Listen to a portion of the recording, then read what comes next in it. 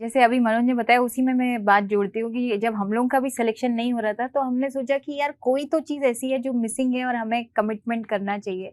तो हम लोगों ने जाकर के एक दिन लास्ट अटेम्प्ट के पहले हमने शपथ ली थी कि हम शायद अपने लिए बहुत ज़्यादा सोच रहे हैं और सेलेक्ट नहीं हो पा रहे हैं। तो हम लोगों ने उस दिन कसम खाई और डायरी में लिखा उस चीज़ को, जो आज भी हमारे पास है, कि हम दूसरों के लिए काम करेंगे, समाज के लिए काम करेंगे, कभी बेईमानी नहीं करेंगे। तो इस तरह का काम करने का शपथ ली हम दोनों ने, उसको नोट किया और उसके बाद हमारा एकदम रास्ता, दिशा और सब कुछ एकदम जैसे दृष्टि साफ सी हो गई। बहुत ज़्यादा हम झोंक करके ये भी कर पाए, मेहनत भी कर पाए। पर डेफ़िनेटली आने के बाद बहुत सारे प्रेशर्स हैं, बहुत सारी तनाव है। पर वही है कि जब आपके पास पार्टनर अच्छा हो, स्पेशली लड़कियों के लिए मुझे लगता है वो बहुत ज़रूरी है कि आपका लाइफ पार्टनर बहुत अच्छा होना चाहिए। क्योंकि आप जब दिन भर जैसा जूझ श्रद्धा के का है। और मेरा ब्रो अपन एक टीम में। और मेरा फिर बोलना है, ये श्रद्धा ने जो बोला है बहुत सही बात बोली है। ये जो गिफ्ट सिस्टम है ना, मेरा बर्थडे है, क्या दिलवा रहे हो, क्या दिलवाओगे, इस बार तुम मुझे रिंग दिलवा दो, इस बार ये दिलवा दो, ये सब बंद होना चाहिए।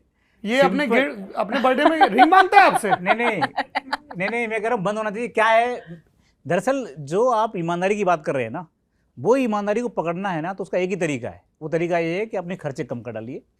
उसका तरीका है कि लालचों से ऊपर उठ जाइए। और उसका तरीका ये है कि कुछ ऐसी चीज़ें जो ज़्यादा पैसे खर्च करती हैं उनसे मोह भंग कर लीजिए। जैसे हम लोग जब दिल्ली में पढ़ते थे, मुखर्जी नगर में, तो एक दिन क्या हुआ कि मैं बड़े स्टाइल में आके मैंने श्रद्धा से बोला, श्रद्धा सेलेक्ट हो गया तो उसके बाद बताओ कौन सी गाड़ी दिलवाऊँ। वो गाड़ी दिलवाऊँगा। श्रद्धा ने कहा कि वो गाड़ी तो वही ठीक है, बत्ती वाली महिंद्रा की होगी तभी चलेगी, चाहे वो स्कॉर्पियो चलेगी, मेरे को सिर्फ बत्ती लगवा के दे दो। मैंने कहा ठीक है, मैं समझ गया कि आतिशबाजी लगी है।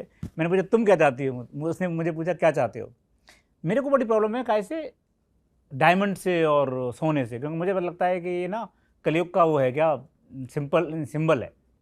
और मुझे लगता है कि अगर आप इसमें जाएंगे तो आप कितना भी पैसा कमा लीजिए, आप पूरा नहीं कर पाएंगे। डायमंड इतना महंगा आता है, कहाँ से लाओगे आप सैलरी में? तो मैंने श्रद्धा से कहा कि श्रद्धा क्या ऐसा हो सकता है कि तुम डायमंड ना पहनो, कभी सोना नहीं पहनो? श्रद्धा ने कहा यस। अब ये बात मेरे को लगता है 18-19 साल हो गए, 20 साल हो गए लगभग। श्रद्धा ने आज तक डायमंड नहीं पहना, आज तक सोना नहीं पहना, आज तक कभी हम किसी ज्वेलर की दुकान पर नहीं गए। ज्वेलर्स दोस्त लोग बोलते रहते यार कभी तो आओ देखने के लिए, खरीदना ही नहीं है। तो मेरा आपसे बोलना ये कि लालचों से ऊपर उठ जाइए ना, तो फिर उसके बाद दृष्टि साफ हो जाती है। उसके बाद कोई दिक्कत नहीं आती लाइफ में। सिर्फ हमको जब तक लालच बने रहेंगे ना, ऐसा हो जाए तो ऐसा हो जाए, तब तक दिक्कत है।